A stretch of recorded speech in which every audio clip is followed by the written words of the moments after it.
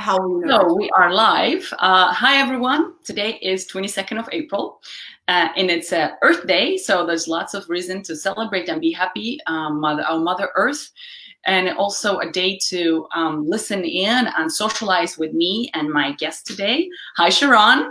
Hi, how are you? Hi, good to have you here. And really want to extend hospitality of a Brooklyn cafe where Sharron is from, but as we are physically distancing at the moment, I can only cheer with you with the glass. So as you all coming in here, let's cheer with the glass or whatever you have in your hand. Cheers.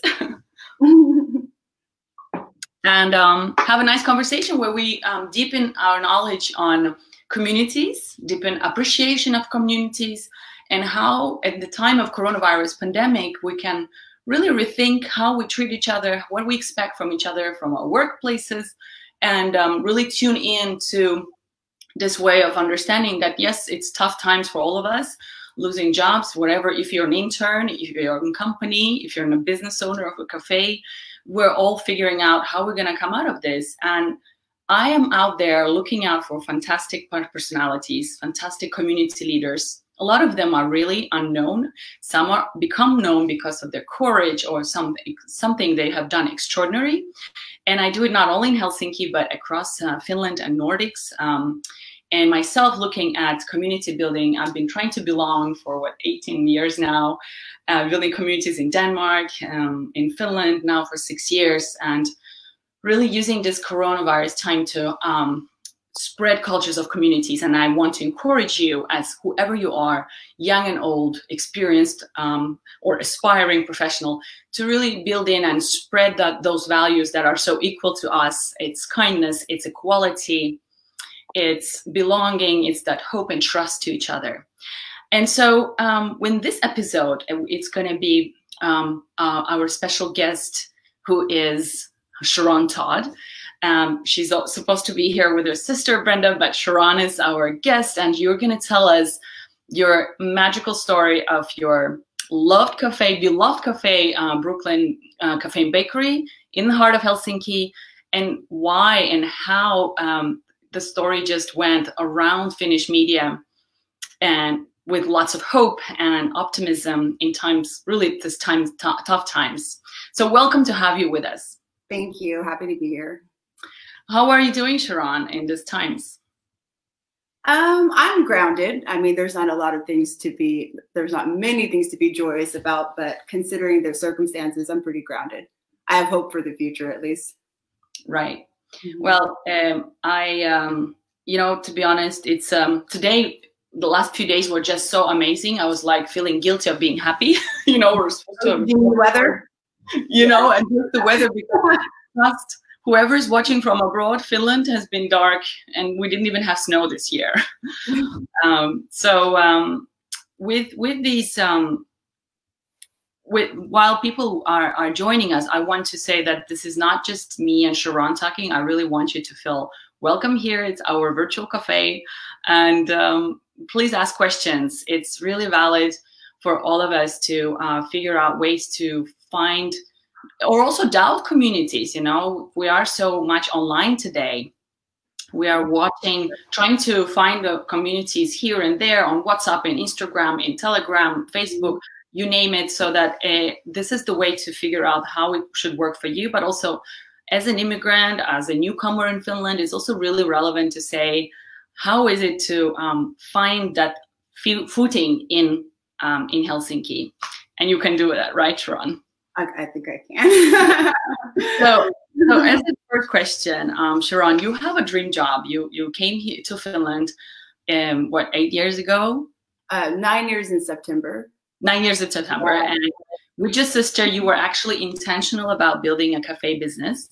Right. So how many of us, moved here? I moved here as a spouse, so not every person moves to Finland on intention. Mm-hmm. But I really hope there will be more cases like that. So you started a cafe with your sister as a dream, and it's also a big community in itself, right? Mm-hmm. And you have, you can decide your menu, you can decide your playlist, you can really spice up somebody's party and really become someone's at the heart of some events, special life events, and you have this really mixed background. So tell us the story as Black Korean American business owners in Finland, and what is it's happening at the moment? Well, we've actually just in the last couple of years, we've just realized how unique it is for us to be here, because we thought that when we first moved here, we understood why people asked why we were here. But after almost 9 years of being here, we realized that people truly think it's a unique thing that two sisters from New York, Black American, Korean American, would live in Finland. But I have to be honest, for us, it's not that unique. We've we've lived everywhere, and we've been the sort of odd one out. And so the places that we live are places we just want to live. And so for us, Finland wasn't that difficult of a choice. It was dreamy when we first came here, and we saw our empty space when it was a smaller space, and it was just a 14-seat cafe. But we saw the front door and the stairs, and we're like, yeah, let's call the landlord and see if they'll let us open up a cafe. And so for my family, for my sister and I, that's a pretty normal thing. And we tend to dare each other on things that we want to do. And so we wanted to do it. We came here, and we've been doing it ever since. So you, as I wrote in the intro, you have been working hard to build, this community business with, 2 million cupcakes, 250,000 people. Yeah, I think it's probably more. Right? And how has it been, this journey? You're definitely a community leader with your own little business. Can you tell us about that journey? How it has been as just our business journey in general? Yeah. Well, it's been rewarding at the end of the day. It's been a lot of hard work. But Brenda and I always knew that we wanted to do this. And so since it's something that we want to do, we treat it as if it is. And despite the challenges we've had, I think the community has truly embraced us. And we've seen that recently, right? Even more so than we have over the years. And we felt a part of this community. But there were times when we were facing our financial challenges, which was every single month of every year up until this point.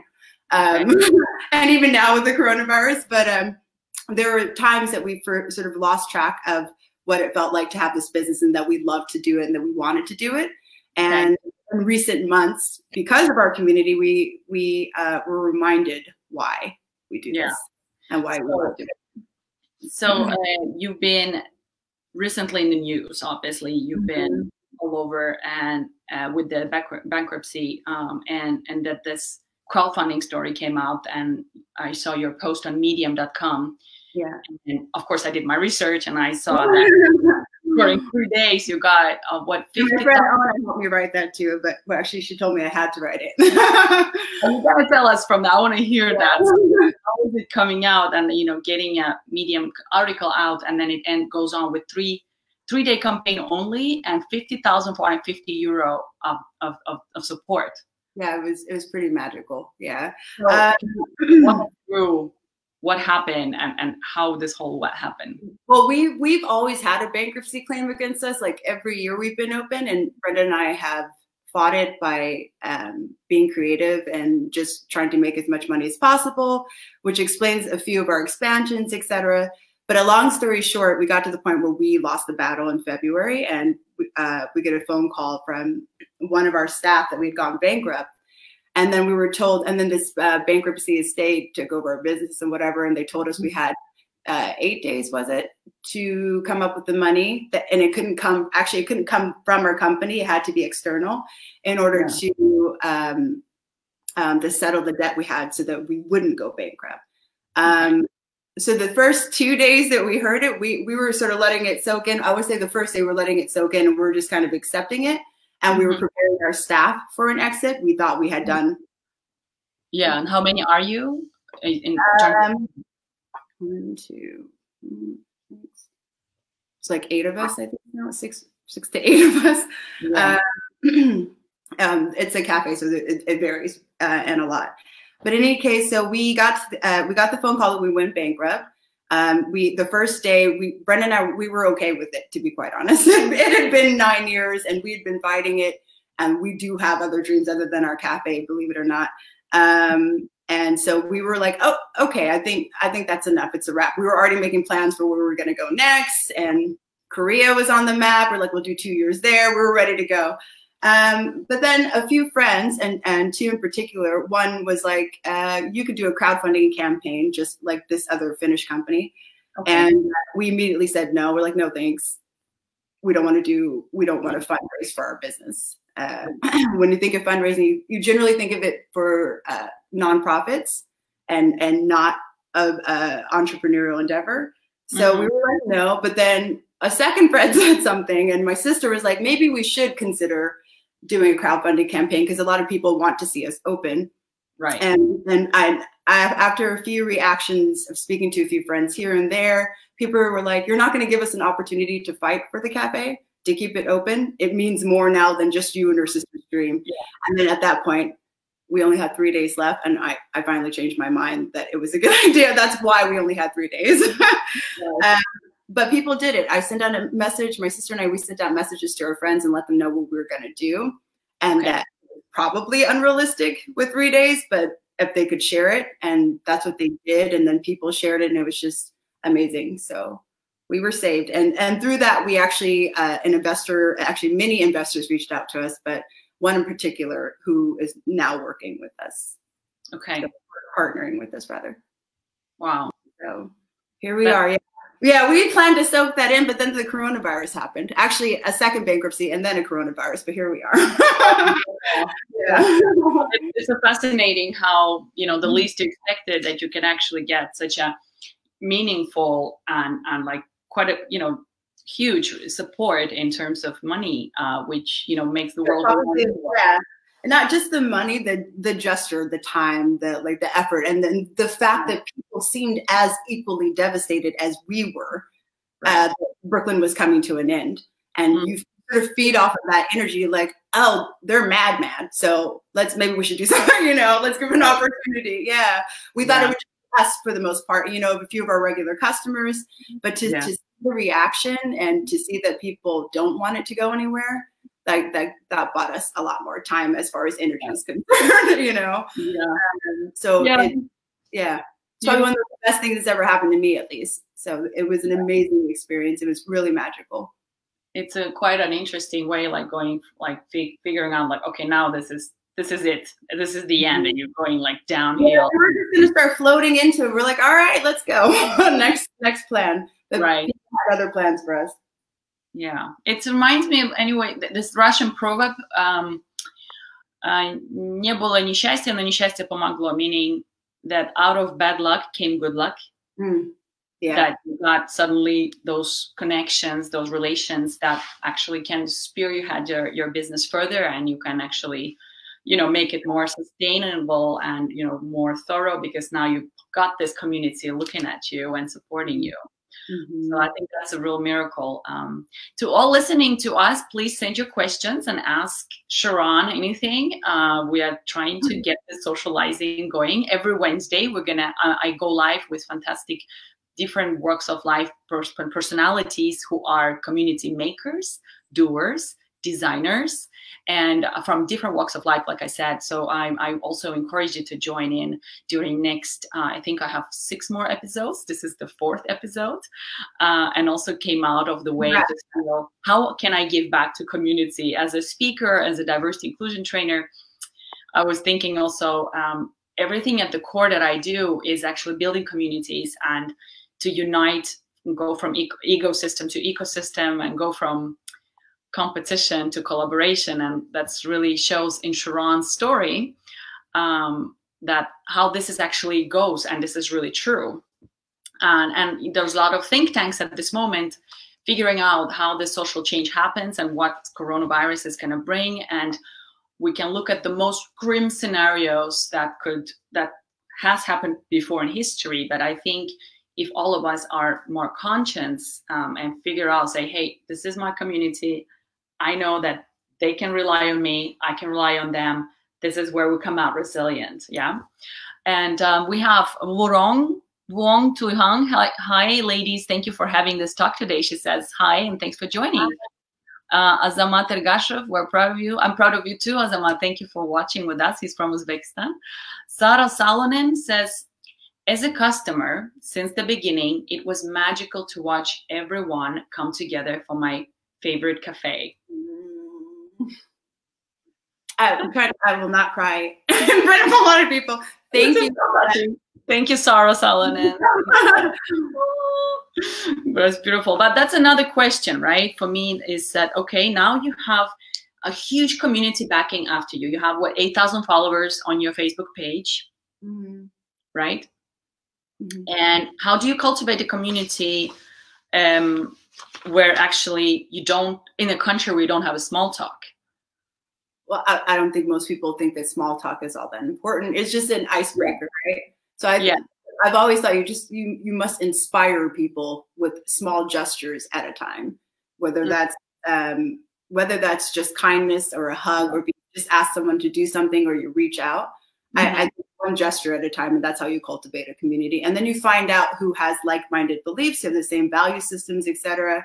But yeah, that's how you do it. Small talk is actually not that great. Because small talk is the king of conversation, and you never really get any meat. So I think it's probably a good head start that small talk is not a thing. Yeah, and I mean, I know that you're from, you moved here from New York, right? And I got this anecdote saying that, well, New Yorkers are rude too. And then I was like, okay, what is it about New Yorkers? And I know, I mean, I was an exchange student in the US, in Texas, 20 years ago. And I learned to really speak there because I took a speech class. It was funny. Yeah, in Texas as well, yeah. Me too. And then they said, like, no, New Yorkers are not rude. They just got shit to do. That's pretty much it.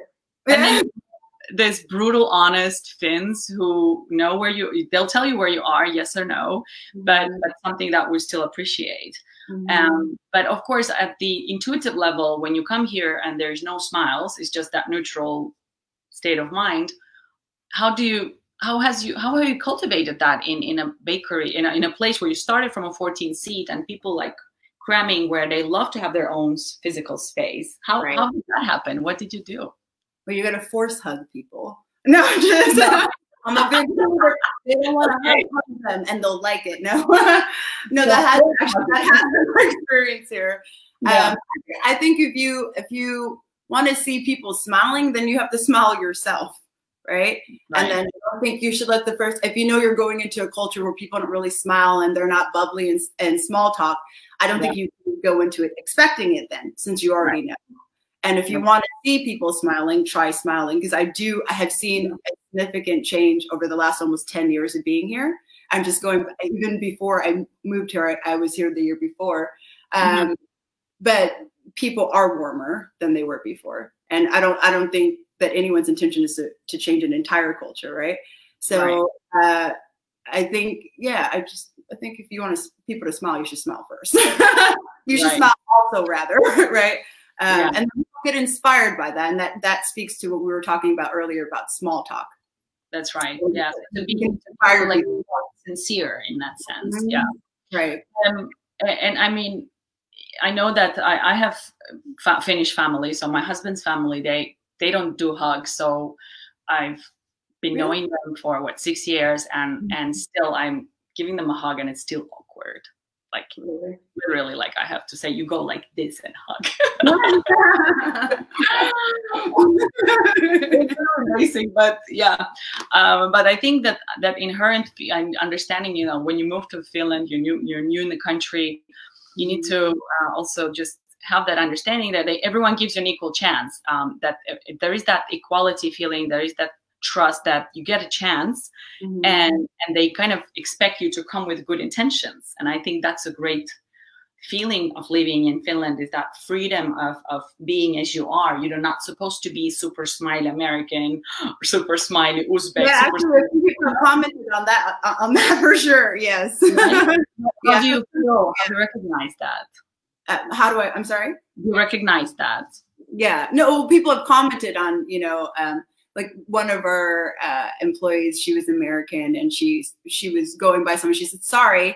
And the customer's like, no, we don't say sorry here for that. Like it's not, yeah, you don't have to continuously apologize or something. And that it's a very American thing to do. Yeah, but you know, also depending on the person, you don't let other people's comments change your behavior if your behavior is just fine, right? Yeah. So if you say sorry, you say sorry. And if someone else doesn't like it, then, you know, they don't like it. It's really fair and square. Fair and square. Yeah. I think Sarah Salonen adds that also the Easter cupcake was genius, and the quote with the cupcake made me cry. Such a personal touch. So what was that message? I want to know the quote. It was an Albert Camus quote, but now I'm gonna have to remember it by heart, and that's not gonna happen. Okay, I don't remember it to you. Can she type it out? I believe it was. I think it out if you know that, if you have the quote in front of you.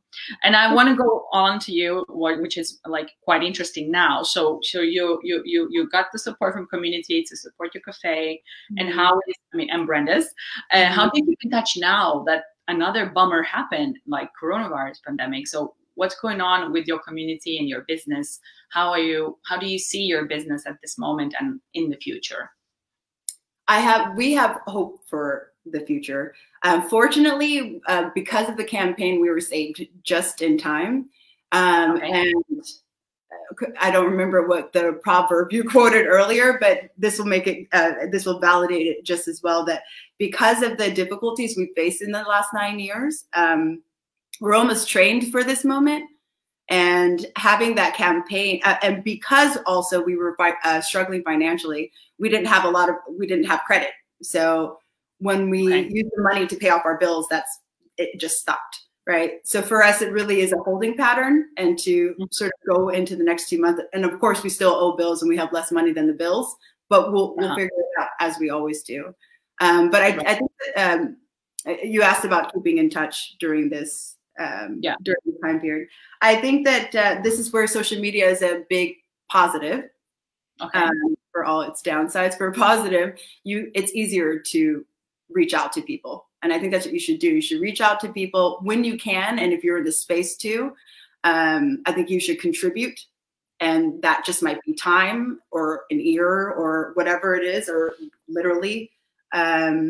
And then I think that you support people as much as you can. That's how you keep in touch. That's how you maintain the community until we can all go outside. That's right. Yeah. So that's where technology helps to stay in touch. Big time, right? Otherwise, we are, retreating to online communities, but that gives you also, with this online technology, to see each other on video. I think it's a beautiful way, at least, to see that we're humans here, and I can feel your and energy, and to pass that to each other. Okay, so Sarah's or Shailan Yoki Ndungu, hello. She has said something: in the midst of winter, I found there was within me an invincible summer. So is that the quote? That is the quote. Thank you, Shailan. I'll say it again. In the midst of winter, I found there was within me an invincible summer. Yes. That's really touching. That's an Albert Camus quote. And actually, Brenda had it painted on our wall in this, when we had a little Brooklyn Cafe for a very short amount of time. But it used to be painted on our wall as our quote. Is it quote by who? I didn't hear. Albert Camus, the author. Okay, Albert Camus. Okay. Abdul Camus.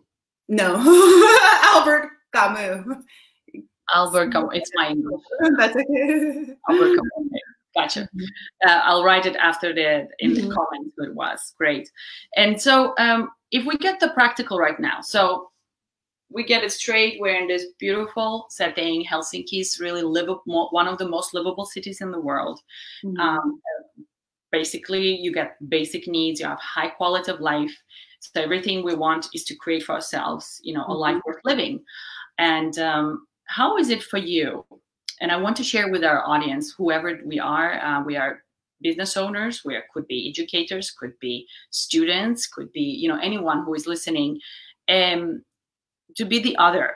I mean, that's obviously thing that you and I share, but how is it to keep on building trust, keep on building and then find that resilience you know, in a country not your own, because Finland or Denmark, where I also both lived, you know, they're not known as to be like immigrant-friendly countries. It's, you know, it requires a lot of resilience, obviously, but also like I would argue sometimes you need to be really outgoing and always be not giving up and opening, knocking on doors. So, and I can also talk about this for hours, but how is it that you, with a cafe business, where do you find that energy and what drives you? I'm really curious to hear. Well, a lot of things. One, we don't know how to quit for the most part, or perseverance, right? And that I think the biggest thing is probably that the way that we work is that Brenda and I both, we believe in ourselves, and these are our family values. So we believe in what it is that we're doing, and because we believe it wholeheartedly, we're unmovable. And so despite the coronavirus or the bankruptcy claims, despite not having enough money, and just despite what's going on around us, when you believe in yourself, it literally, I don't know, people can't shake you, and things can't shake you, right? And then I want to quote you again. So if you believe in yourself, you become unmovable. Yeah, unmovable. Okay. Yeah. No matter what it sounds like, no matter whose opinion it is, no matter what feedback, we've always believed in what we're doing. These recipes for our cupcakes are my sister's, the bagels are mine. We obviously like them, or we wouldn't sell them, right? We've been eating my sister's sweets. Yeah, they're just okay. But because we thought it was something that we wanted to share with the world, so there isn't a way to move us on it, and right. So, and then enough people also thought that. Yeah. You don't need everyone to agree. Agree, it would just be most people. Right. And how does your, you know, you say it says on your website also that you bring a touch of taste of New York to Helsinki. What is that taste of your community? What is that taste? Yeah. Do you mean the vibe? Yeah. I would say I used to know that answer better. Then the New York vibe, or the Brooklyn vibe rather, is imaginative, it's creative, it's aggressive, it's soft, it's whatever it is that you think life should be like. And so that's why our cafe resembles a living room, because that's how Brenda and I would have all of life. So we've got our family photos, we've got the music. So that is the taste, that is the atmosphere of sort of imaginative freedom, instead of like the same thing over and over again. Right. And so if we will give tips to the audience, so you're an entrepreneur with, you know, very diverse background, and, you know, do you speak Finnish? I forgot to ask you that. I understand it, and I speak like a child, but yes, a little bit of Finnish. It's not pretty yet. You get all the different stereotypes. You know, if you want to be part of community, you got to learn the language, you know, but you can also go other ways, I guess. It's, you know, people make for a variety of different reasons. They create their living in a variety of creative ways. So there's not one scenario other than, you know, just learning language. And it's, you know, Finland is number 6 in the world in speaking English as a second language. And so it's really easy. I agree with you. It's easy to go by with English, and people love to speak English here. But just before I ask this next question, there's two messages. Katya Adolana, hi, thank you for joining us. She says, I'm also coming from the other side of the Atlantic, where the way of doing business is so much different than in here. So her question is, what was one of the biggest challenges that you have to face when actually opening the cafe? P.S. I love Brooklyn Cafe. Congrats, girls. Thank you. That's right. Thank you. So what was the question? What was the biggest challenge? One of the biggest challenges you have to face when you actually open the cafe. Opening was easy. Staying open is another thing. Opening was pretty straightforward. You know, I would say some of the bureaucracy, because some departments don't talk to departments they should talk to, so you end up sort of in an in-between space where there isn't a yes or no answer, but somehow you open. Yeah. So a lot of the paperwork, I would say a lot of paperwork stuff and bureaucracy was the most difficult. That was the biggest challenge then. Yeah. The challenges change when you're open, and they change every year. So that was the most difficult. It was fairly easy. I can't even pretend to open the actual space. Yeah. Then Vuong just says, I tried to note on Sharon's quote as well. If you believe in yourself wholeheartedly, you're unmovable. See how you inspire? Beautiful.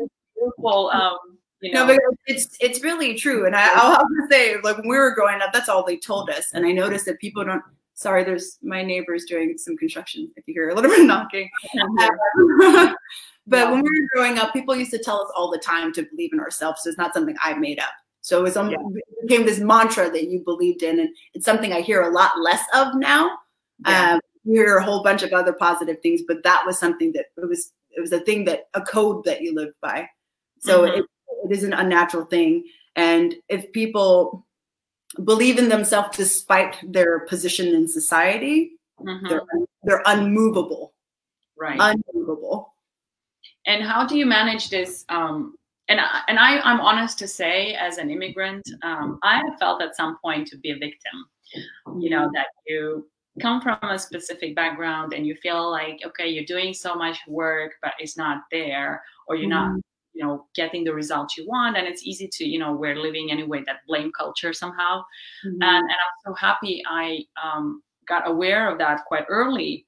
And having this, you know, building communities also with people of different ethnic backgrounds, one of the ways is to really get out of this mindset. So how would you look at people who come here, and by all means, you need to start over again, right? And how do you find, how would you suggest to them not to feel that the background is their minus, but like, how can we all, whoever we are new here, that really utilize our background as an advantage and something that we all give to the country or to the community? So you're asking, how do you use your disadvantage as an advantage? Something like that, so that you don't use a victim card, you know.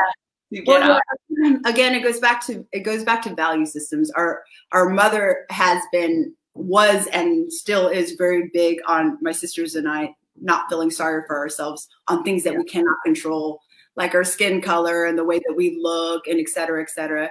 And I think that does sound repetitive when people are talking about confidence and self-esteem, but it really does start. A community starts with the person's belief in themselves, and then, right? And I think that if you're coming here to open a business, do not let other people's fears scare you off, first of all, right? So if you know what it is that you want to do, and you believe in it yourself, and you know that it can work, then do that. And then slowly, if not surely, find people who believe in it too. And then you build on that. I think that's the best thing to do, is to absolutely believe in yourself to the best of your ability. And we all have our moments, but I think that if that's your core value system within you, it's really hard to, I keep saying unmovable because you're unmovable, and you can have that topic. I mean, it covers most topics in life. Right. So I think that's the biggest place to start.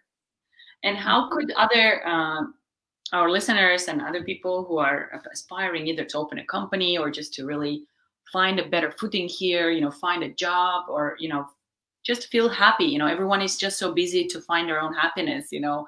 What are your tips to spread cultures of communities, that it starts with every individual? It doesn't start from a community to welcome you, but everyone can start having that courage to join and finding that piece, the place where they can feel that works for me. Right.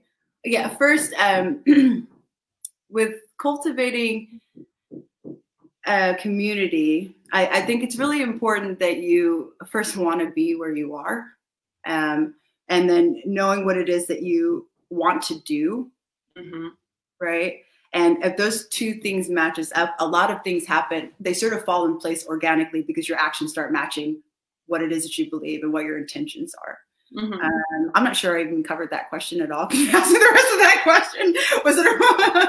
I got so stuck on the community thing. I'm like, That's okay. Because we talked about it. The thing is, if we are natural at it, it's quite hard to teach it. So yeah, I guess it's really, you know, having that open mindset, and like you say, you have a razor sharp focus. What do you want to do?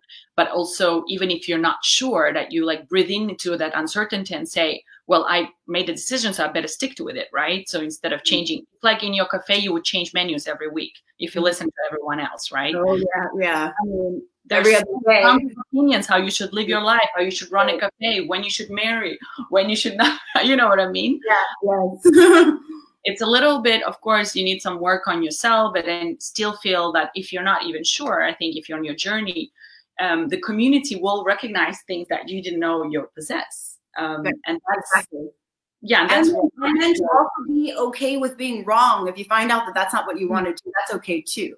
Yeah. And I actually think it's a bigger problem when you stay in something, whether that's a relationship or a career, for the sake of staying there because you said you would be there, right?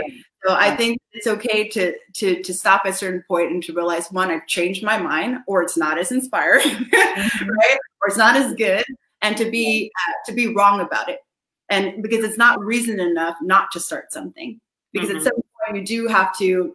That's what all of life has been, just one experience after another, to hopefully get you closer to what it is that you're truly trying to obtain in life, right? And the same way works in business as well. We've tried several different ideas that fell flat on their faces, but it doesn't mean we're not going to try it again in a different capacity, since we still have core beliefs in what it is that we're doing. Right. So because you have the core belief and you got your belief is it's my mantra. And you kind of because you have a background where you moved around a lot, so you kind of find your roots everywhere you move. It feels as if you have, with your core values in place and your sharp personalities and willingness to connect with people, is that you have that experimental lifestyle, isn't it? Moving to Finland sounds like an experiment which just lasted for so long. And honestly, I just joked with my sister the other day, they could do an anthropological study on our life. Yeah, it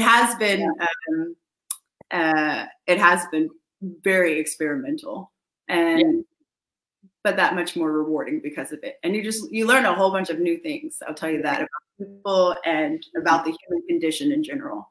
Right. And not very many things are different in each cultures, except maybe how we execute our value systems. Right. So any other tips that you'd like to offer to our listeners? What are the ways that they can get inspired by your hard-earned experience for last 8 years? And well, the truth, first of all, before my one-liner, I think everybody should try as many things as possible. My experience comes from the fact that there was nothing that was off limits to me. So I think that the best thing I could say, the most important thing I can say to inspire people, is to be brave, even if you believe you can't. To simply be brave. Be brave, even if you can't believe.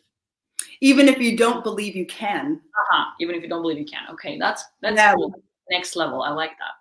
Yeah, right. So that's what I live by. Right. Well, I feel it's really nice around to this discussion, because the last 3 episodes we went through how communities can be supported by tech through this volunteer management app, because it gives you this rewarding feeling when you're part of a community and you give back. Second episode we looked at with the creative director, with Arto. He mentioned that this, in the community, when you open up ideas, when you open up to the world, you can bounce back. And he promotes social change through marketing projects, advertising, and this stuff. So it was really nice connecting that, not to be from competition to collaboration, right? Last time we had a futurist talking with Dasha. She said, well, community is a mega trend. We agreed that it's a network society in the world where we really need to go from pleasantry, either the small talk, which we talk about, it's not just about saying how are you, but it's a necessity.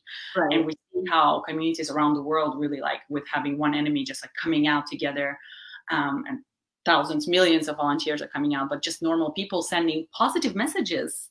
You know, I have Global Dignity as an NGO supporting young people empowerment, but everyone is promoting messages which are so unique to us, to belong, to connect, that we are one, we're human. And so with that in mind, I thought to really showcase with your story that you have those hardships in life, but it's just so much better when you share, you open up, and you also see that how you, with this cafe, you probably train other people to be more open, which have been probably open to me. You know, those people that I met, I probably hugged them because you taught them how to hug. I mean, God damn. So, I'm at least responsible for 5 of them, yes. Right. So I hope that this social capital exchange that happens, you have students, you have business, you have creators that are coming into your cafe. How many seats do you have now, by the way? About 30, like 30 something, if you count the stools. Like right. So that, you know, that there can be also, you know, different ideas being discussed, ways to experiment. So future is an experimentation, and I think it's great to start with your life. We all have experiments in one or the other, with student jobs, with summer jobs, with future jobs, whatever. And it's exciting in one way that future is uncertain, but we can make it. And your case is a great example. So thank you for sharing the story with us. Thank you for having me. Is there any message you want to send out to the world?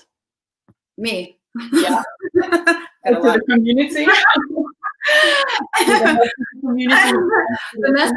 Oh, that's right. We're live and people are watching. Yeah, everybody be good and be nice.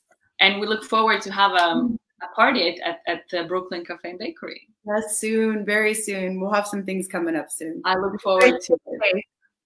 Thank you. Thank you, Sharron. And greetings to Brenda. And thank you for being that inspiration in this really tough time. So I look forward to eat those cupcakes and bagels. Okay.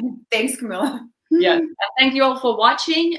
We will have this link on YouTube. And like I said, do join us next week. So we're going to have a Facebook community expert from Denmark.